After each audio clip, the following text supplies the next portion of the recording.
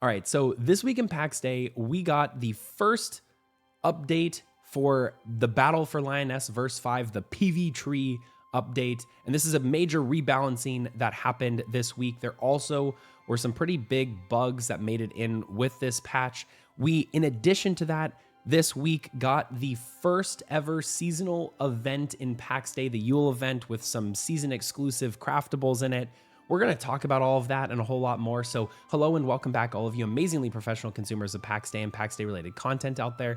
I'm Eltari, the professional gamer, and this is another episode of the Pax Friday Review, the show where we talk about all the fun, interesting, new, and exciting information that has dropped for Pax Day over the last week. Like I said, we got a PvTree update, or that's what everyone's calling it, but it is one of the first patches that we got, sizable patches that we got for the PvP update, Verse 5, Battle for Lyonesse. For those of you who are just tuning in, you're like, what the heck is he talking about trees for? It's the Mournwood Trees. They're the way that you get resources so that you can claim a shrine, which is a buildable set of plots that you can claim in Lyonesse in the PvP zone. There was a major rebalance that happened with regards to how these trees are spawning in.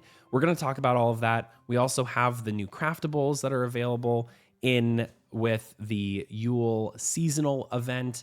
That is something that you're going to want to get in and get crafting on, because those are no longer going to be craftable after about halfway through January. So you're going to want to get in and get going with that. We'll talk about that in today's episode. So if you haven't done so yet, don't forget to hit that like button, subscribe so you can get notified whenever we come out with new Pax Day or Pax Day related content, and share with your friends who are looking to stay updated or learn more about Pax Day. But we're going to head over to playpaxday.com to take a look at the patch notes as well as the seasonal event. So I will see you all over there. All right, so here we are on playpaxday.com, and these are the trees of the hour, or I guess the trees of the week. Ever since the Battle for Lyonesse came out this time last week, we have been fighting over these things, these trees. And the overwhelming feedback that the community gave on the public Discord to the devs was currently, well, not currently anymore, but at the time when the update first came out, it was very, very easy for large death balls to just form and have an overwhelmingly majority of a force that could just overpower anyone who went to any of these particular trees. And because only a tree was really spawning at any given time, they were pretty much able to make their way through an entire map and dominate all of the trees as they were spawning. Clearly, that's not fun for anyone if you're not in an extremely large group. It forced a lot of groups to have to work together and actually merge their clans, do a bunch of other things, which is actually something that I think the devs intended to happen in some way, shape, or form as well.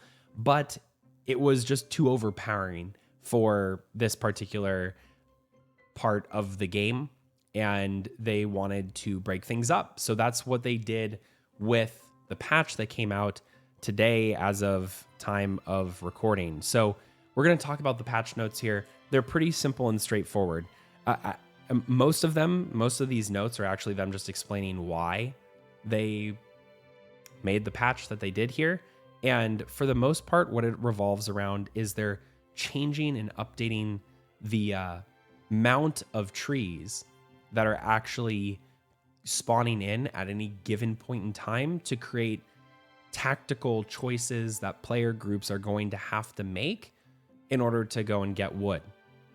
I can say after testing this particular update today, and there is something to mention about how we are technically testing this update today. It didn't really make it go through the public test server of Arcadia, which again, I think mainframe might need to readdress how Arcadia is really working, maybe allow the players that are on there to transfer out, because I don't think it's extremely useful for them right now in terms of getting feedback. I don't know. I'd be interested to ask them and find out if they're getting actual real feedback on this. But the unfortunate reality is that with today's update, it seems like there was also a pretty major bug that came in and that was introduced. Nothing game breaking, fortunately, but the timers that revolved around these trees, at least on the 2 US servers, Selene and Sif, there was a point in time where the trees stopped spawning in. Obviously, not really good, especially if players are relying on trees spawning in so that they can get the wood to maintain their current feudal shrines. If those trees aren't spawning in, they could potentially lose those feudal shrines. We don't have a shrine in the Golden Company, so I'm not too worried about it, but it's still a concern nonetheless. So with that being said, today's update was one that is much needed, and I'm going to now dive into exactly what those changes were. The changes specifically are that the trees are going to spawn now over, and this is all in server time, 4:30 p.m.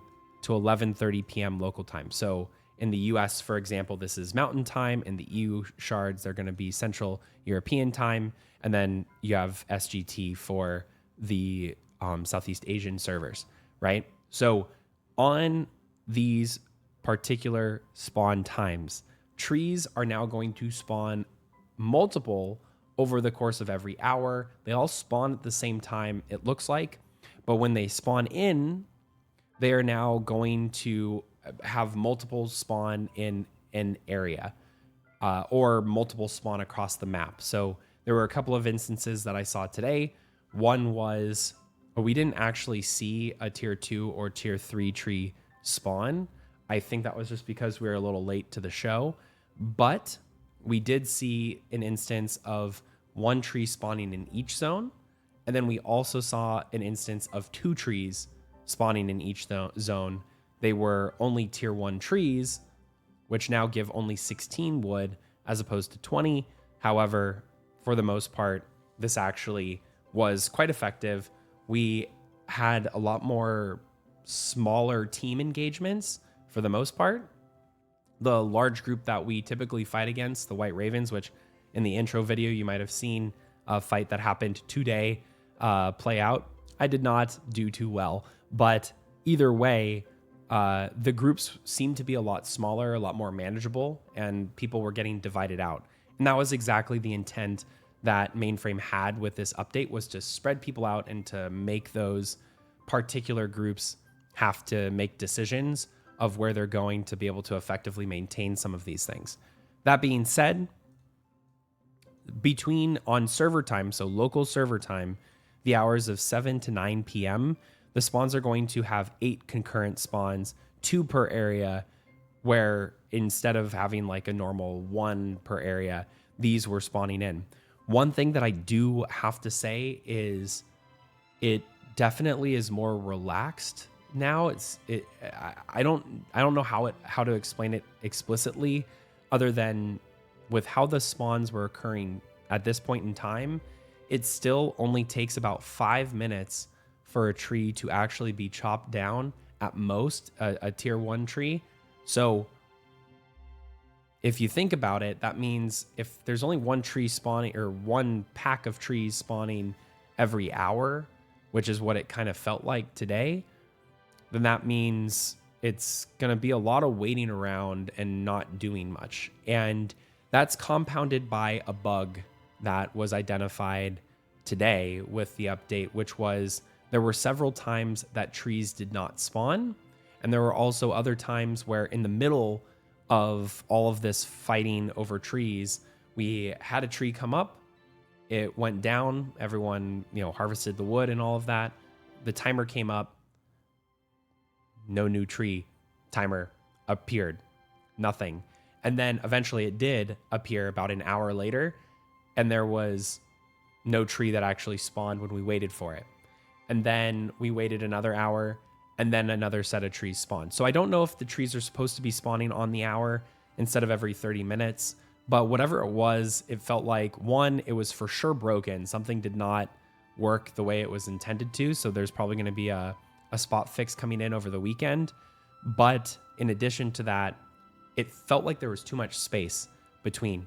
We quite literally sat in Carrick for about an hour hanging out with the people that we were fighting outside, not really doing much because we were waiting for another tree to spawn and we didn't know if there was or was not going to be a tree. I feel like that interrupts a lot of the gameplay of us going out and fighting. Last week, it was just high octane all the time. People are checking the map. Okay, we need to go this way. We need to go that way. We need to go this way. When there's an hour of time, 5 minutes of action, and then an hour of time in between it, gets a little weird. We're just kind of sitting there waiting around. So that's kind of where the update is. The only other changes that occurred with these particular trees is that now in order to accommodate the higher frequency, I say that in air quotations because it seemed like it was lower frequency with the bug today, but the idea is with the higher frequency or number of spawns of trees that they have to reduce slightly the amount of wood that you're getting from them. So now you're getting 16 instead of 20, 50 instead of, I believe, 60, and then 160 instead of 180. So they have reduced it slightly. However, these are still incredibly useful for clans to go out and get. There's no reason not to.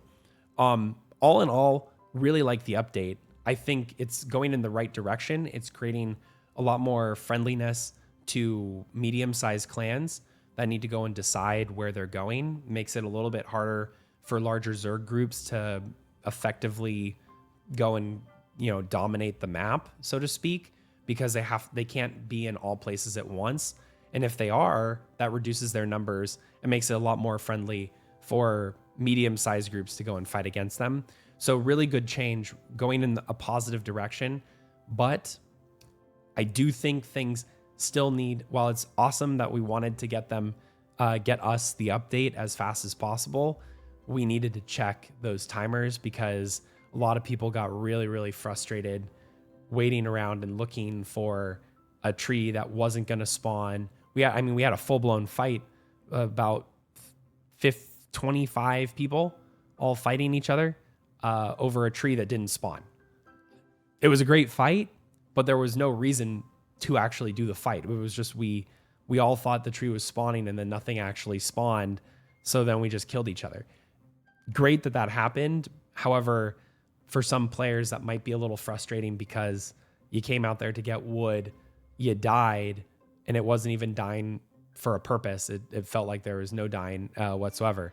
That's not how I feel. I had an enjoyment of just going out there and fighting, and most players did, but it's still something worth considering that these types of updates should probably be tested a little bit beforehand. I do think it is unfortunate that Arcadia is in the state that it's in because not many players actually engage, it feels like, over in Arcadia. And a lot of them probably won't because they have to spend actual money to get a plot over there. And then there's really no player population over there most of the time. And when there is, they're so few and far between. It seems like a waste of someone's money to go place a plot over there, at least for most players. I have a plot over there, but I'm a little different, I guess, in that way. But anyways, that's the update for PvTree for the Battle for Lyonesse Verse 5. Patch 1.1 came out today. Definitely a step in the right direction. Really excited to see where they continue to balance it and take it into the future. So with that being said, we're going to now go and check out the seasonal part of this update, which is the Yule event. So I will see you over there. All right, and here we are. Celebrate Yule in-game with a limited time event. So as of December 17th, the temporary seasonal event, the Yule event, kicked into effect. Players now can craft several different things. In order to do that, though, you do need to craft the Yule necklace. We'll have a whole video reviewing all of the seasonal stuff in probably the next 2 days. So if you're, for whatever reason, not online right now and you want to see what it is, just stay tuned. Don't forget to hit the subscribe button and you'll see that video when it comes out. It'll be short because there's only a couple of things, but we get this nice Yule goat. We also get this cool winter crown type thing. In order to craft these things, you do have to go and make, it's a level 2 or 3 jewel crafting necklace. It's a Yule necklace. When you are wearing it, it gives you a status effect that allows you to gather the seasonal resources. Some of them are a little bit more difficult to get, like the goat skulls. for the very spooky looking Yuletide helmet right down here. And there's also the light armor equivalent. Both of these actually have a spell associated with them. They are armor. This is a light armor, and this is a medium armor. So they both give spirit. They have the spirit spell. It's like a pilgrim's style headband. One unfortunate thing that they didn't add, which is a missed opportunity, is they have a light armor and they have a medium armor. It would be really cool if they added also a heavy armor equivalent to this into the mix, so that all of the 3 armor professions would have access to a Yule style piece of or article of armor. That, and then they also added a really cool lantern. It's Mayrothia's Flame, which is actually kind of tied to the first winter goat, or the first goat tail that's right here. We have Mayrothia, who's one of the redeemers in Pax Dei lore, and her interactions with goats and why they're significant in the wintertime. We'll touch on that here in a little bit. But really cool event. All of these things are going to be available all the way through January 13th, 2026. So you have a lot of time after the holidays to get in here and craft everything. Once the 13th hits, the Yule charm, the necklace that allows you to gather these resources, will be removed from all of us. Nobody will be able to actually gather the resources anymore, so they won't be able to craft any of this stuff past that point unless they stockpiled a bunch of those resources beforehand, which is definitely something that you can do, and you can sell these things far later in the future for players that come in and want access to this and they just don't have it. So make sure you craft one, you save it. This is Pax Dei's first event, seasonal or otherwise, in game where you could craft exclusive event items.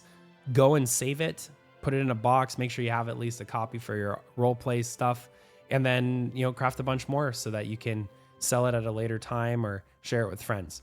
Really, really cool to have this update come out though, and I'm excited to see, hopefully there's a lot of engagement with it so that the devs continue to pursue those types of activities going forward. So please let them know in the official Discord that these types of things are by hitting your F9 key and giving feedback in game that you enjoy these types of events, and even give them new ideas too. I'm sure they would appreciate it. Nevertheless, the lore post that we're talking about today, or that we have that came posted, is about Mayrothia. And Mayrothia is one of the redeemers in Pax Dei lore. She is the one that put the moon in the sky. She helped calm the waters. She might have even conquered the demon sin of I believe it's pride. I don't know. It's Leviathan. I'd have to look that one up, but nevertheless receded the waters and conquered the darkness by taking a giant chunk of a mountain in Gallia and threw it up into the sky. And that's why we have a moon in Pax Dei lore.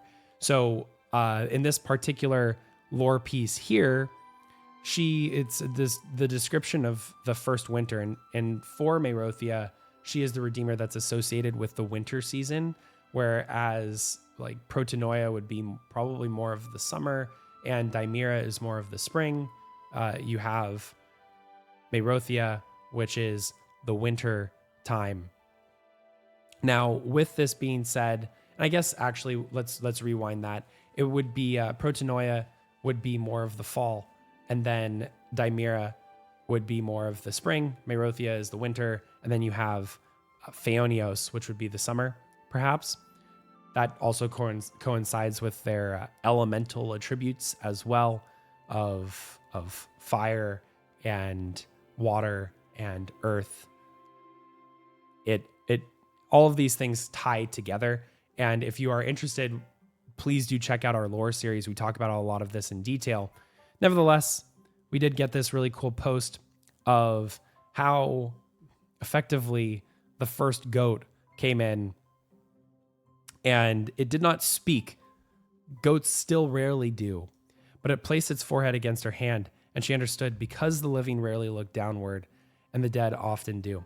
So its hooves found every hidden road, its horns broke every snare of shadow, and its bright eyes reflected every soul who sought the way home. So at Yule, we weave straw goats to honor the first guide, the first goat saved Mayrothia, so to speak, and the first people that followed her. And we place them in doorways, on hearths, or beside the fire, or a lantern, believing the goat still walks unseen, clearing a path for the spirits of the departed. So it's a spirit guide, is basically what the cute little goat with the medallion here represents. Really cool story. You should definitely go check it out. I love that we have these little lore tidbits that come in every so often. I can't wait to see more of them show up in game, but that's just what it is for now. I hope you all enjoyed this episode of the Pax Friday Review. If you did, don't forget to hit the like button, subscribe so you get notified whenever new Pax Dei or Pax Dei related content comes out. I would also like you to consider sharing to any of your friends who might be interested in learning more about Pax Dei or staying up to date with it. And with that being said as well, I'd love to just say a special thank you this year, really, for all of the channel members, all the subscribers, all of you in the community who have supported us. It's been really, really awesome. We have one more, I'm pretty sure, Pax Friday review before the end of 2025. So I'll hold those thanks for at least another week. But until the next video, I'm Eltari, the Professional Gamer.